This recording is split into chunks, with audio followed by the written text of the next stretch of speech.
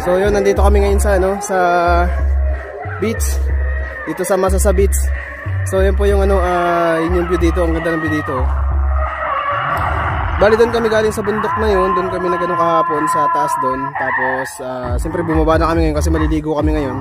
So dito na kami ngayon pupunta sa ano, sa Masasa Beach.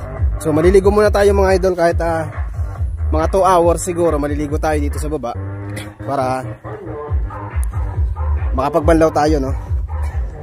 Para naman mawala yung ano, yung ating sakit ng katawan sa pag-akit kahapon. So maliligo muna kami mga idol para mapresko yung pagbalik natin ng Manila, no? So ayan, abang po kayo ulit sa mga next video natin mga idol.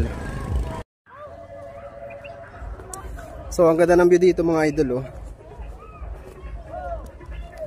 Lalakad muna kayo papunta sa dagat. So maglalakad tayo doon sa ano, sa ayan, kung nakikita niyo yung ano, spillway. Spillway na daanan natin papunta doon sa ano, sa dagat. So yung mga kasama natin nasa unahan.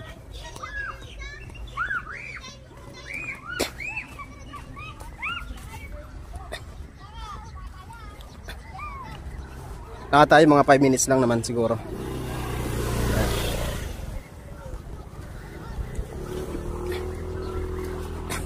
Mainit.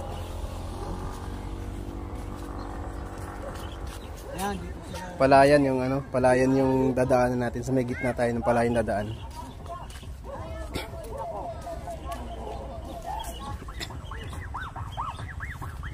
Tapos yung ganda ng view sa taas.